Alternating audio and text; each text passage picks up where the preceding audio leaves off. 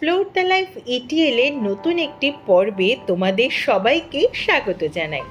আশা করি তোমরা ভালো আছো, সুস্থ আছো আর আমাদের পাশে আছো। দেখতে দেখতে চলে এলো গণেশ পূজা অর্থাৎ গণেশ চতুর্থী। আমরাও বেরিয়ে পড়লাম পুজো পরিক্রমা করতে।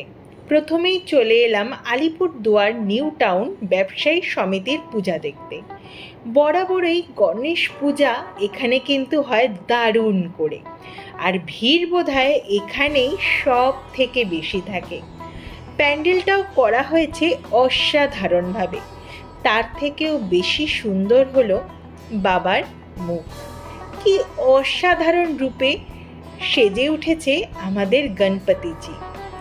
আশপাশে মানুষের ভিড় আর লোকের কোলাহলে মনটা কিন্তু বেশ ভালো হয়ে গেল। কিছুদিন ধরে আশেপাশে যা চলছে তাতে কিন্তু প্রত্যেকটা মানুষই যথেষ্ট চিন্তিত হয়ে আছে। সবাই চাইছে আমাদের ছোট্ট ডাক্তার বোনটি বিচার পাক, কিন্তু বাবা গণেশজি এসে মানুষের মনকে অনেকটাই হালকা করে দিয়েছে।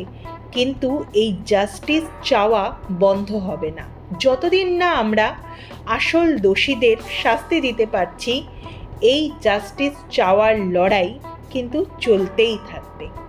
অ্যাটলিস্ট আমি তো চাই এটা চলুক, আর আমিও তাদের পাশেই আছি। কিন্তু সময় থেমে থাকে না, তাই আমরাও থেমে রইলাম না। আলিপুরদুয়ার এমনই একটি জায়গা যেখানের মানুষ লড়াই করার সময় একবারও পিছিয়ে পড়তে শেখেনি, আবার আনন্দে গা ভাসিয়ে দিতেও ভুলে যায় না। আজ সেই রকমই একটা দিন।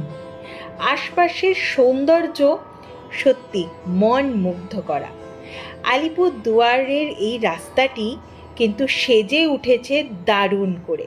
চারপাশের আলোর রোশনাইতে বোঝাই যাচ্ছে মায়ের আগমনী ঘণ্টা কিন্তু বেজে উঠেছে। হঠাৎ করেই একটা প্যান্ডেল দেখে দাঁড়িয়ে পড়লাম আমরা। ছোট্টর উপরে খুব সুন্দর করে কিন্তু প্যান্ডেলটি তৈরি করা হয়েছে, আর বাবার রূপ সেটাও কিন্তু ছিল অসাধারণ। চারপাশের এই আলোক সজ্জা দেখতে দেখতে মনে পড়ে যাচ্ছিল নিজের ছোটবেলা। যখন ছোট ছিলাম বাড়ির লোকের হাত ধরে চলতাম রাস্তা দিয়ে, তাকিয়ে থাকতাম এই আলোর দিকে। কে ধাক্কা মারলো, কার ধাক্কায় উল্টে যেতে যেতেও পড়লাম না, সেসব খেয়ালই থাকতো না। ঠাকুর দেখতাম কম, আলো দেখতাম বেশি। দারুণ কিন্তু সেই সব স্মৃতিগুলো। মনে হয় নিজের ছোটবেলায় যদি আরেকবার ফিরে যেতে পারতাম, মন খুলে উপভোগ করে নিতাম সেই সময়টা। কিন্তু যে সময় আমরা একবার পিছনে ফেলে আসি, তাতে ফিরে যাওয়ার আর কোনো উপায় থাকে না। দেখো, এই প্যান্ডেলটিও কিন্তু সেজে উঠেছে সুন্দর করে, কিন্তু বোনের জন্য বিচার চাওয়া হচ্ছে এরই সাথে। আমার কিন্তু এখানে উই ওয়ান্ট জাস্টিস লেখাটা দেখে অসাধারণ লেগেছে। যে এই পরিকল্পনাটি রেখে প্যান্ডেলটি তৈরি করেছে তাকে আমি কুর্নিশ জানাই। আনন্দে গা ভাসিয়ে দিয়ে জাস্টিস চাওয়া থেকে যে তিনি বিরত থাকেননি, এটাই তার প্রমাণ। আশপাশের রূপসজ্জাও কিন্তু দারুণ। প্যান্ডেলটি সত্যিই খুব সুন্দর করে সাজানো হয়েছে। আলিপুরদুয়ারের বা নর্থ বেঙ্গলের একটা বৈশিষ্ট্য হলো আলোকসজ্জা। এখানে কিন্তু যত সুন্দর প্যান্ডেল হয় তার সাথে সাথে পাল্লা দিয়ে আলোকসজ্জাও কিন্তু দারুণ করে করা হয়। দেখো, আমাদের পুজোর মধ্যে সব থেকে প্রথম পুজো হয় বাবা গণেশের, আর সেই গণেশ পুজোর দেখতেই পাচ্ছ আলোকসজ্জা, উফ, জাস্ট ফাটাফাটি অসাধারণ। আমরা কিন্তু বেশ রাতেই বেরিয়েছিলাম পূজা পরিক্রমাতে, তবুও রাস্তায় কত লোক, মানে বলতে গেলে আমি ভাবছিলাম এটা বোধহয় দুর্গাপুজোই শুরু হয়ে গেছে। তাহলে ভাবো বিকেলের দিকে কত ভিড় ছিল আশেপাশে। এখানে কিন্তু বেশ ছোট্ট ছোট্ট কিছু পুজো হয়, যেমন দেখছো এই বাবা গণেশের পুজোটি কত ছোট্ট করে সুন্দরে করে করা হয়েছে, আর মূর্তিটিও ছিল অসাধারণ, কিন্তু পুচকু গণেশ বাবাজি বসে রয়েছেন এখানে। একটুখানি এগিয়েই দেখতে পেলাম আরেকটি প্যান্ডেল। প্যান্ডেলটি তো অসাধারণ করে সাজানো হয়েছে, কিন্তু ছোট্টর উপরে বেশ সুন্দর একটি প্যান্ডেল। এটি রূপসজ্জা নিয়ে বলার কিছু নেই, কিন্তু বাবা মানে গণেশ ঠাকুরকে তো আমার দারুণ লেগেছে। এখানকার গণেশ ঠাকুরটা ছিল অসাধারণ। আর দেখো প্রজাপতির প্যান্ডেল কি দারুণ করে করা হয়েছে। এই ছোট্ট ছোট্ট প্যান্ডেলগুলো সত্যিই কিন্তু নজর কাড়া, আর তার সাথে মন কাড়াও। দারুণ দারুণ সব পুজো দেখতে দেখতে যেই আলিপুর দুয়ার জংশনের সামনে এলাম, চক্ষু তো চড়ক গাছ। জংশনও কিন্তু সেজে উঠেছে পুজোর আমেজে।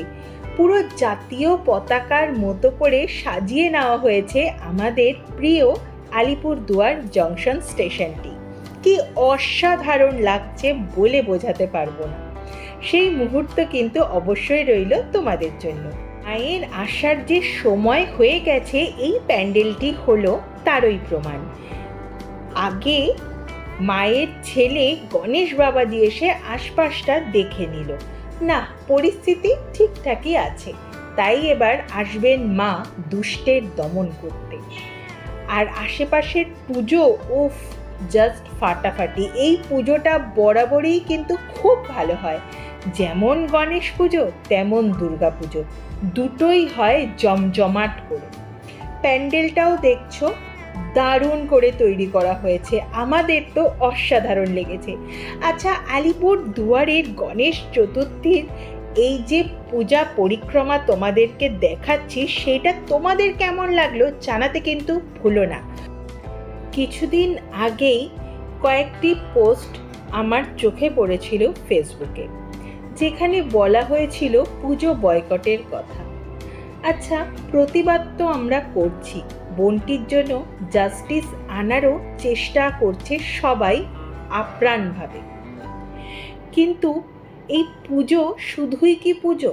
এই পুজোর সাথে কত মানুষের রুজি রোজগার জুড়ে থাকে, সেটা বোধহয় কিছু মানুষ ভুলতে বসেছে, যারা কি না দুটো এক্সট্রা পয়সায় ইনকামের জন্য তাকিয়ে থাকে এই পুজোর দিকে।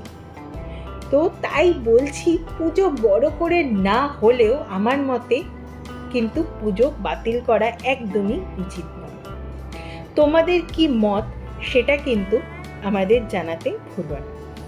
পূজা পরিক্রমা প্রায় শেষের মুখে, কারণ এবারে অনেক জায়গাতেই কিন্তু দেখলাম গণেশ চতুর্থীর উৎসব পালিত হচ্ছে না, যেগুলো কিনা আগের বছরেও ধুমধাম করে গণেশ পূজা হয়েছিল। তাহলে বন্ধুরা, কেমন লাগলো তোমাদের আজকের ব্লগ জানাতে ভুলো না। ভালো লাগলে লাইক কমেন্ট শেয়ার করো, আর অবশ্যই সাবস্ক্রাইব করো আমাদের চ্যানেল এক্সপ্লোর দ্য লাইফ ইটিএলকে। বেল বাটন প্রেস করে দিও পরবর্তী ব্লগের নোটিফিকেশন ঝটপট পাওয়ার জন্য। আমি তোমাদের বন্ধু রিয়া, সঙ্গে আছে বন্ধু সঞ্জীব। আর তোমাদের সবাইকে জানাই গণেশ চতুর্থীর অনেক অনেক অনেক শুভেচ্ছা। তোমরা ভালো থেকো, সুস্থ থেকো, আমাদের পাশে থেকো, আর কামনা করি দুষ্ট লোকেরা যেন তাড়াতাড়ি ধরা পড়ে। এই মেঘলা দিনে একলা ঘরে থাকে না তো মন, কাছে যাব কবে পাবো ওগো তোমার নিমন্ত্রণ।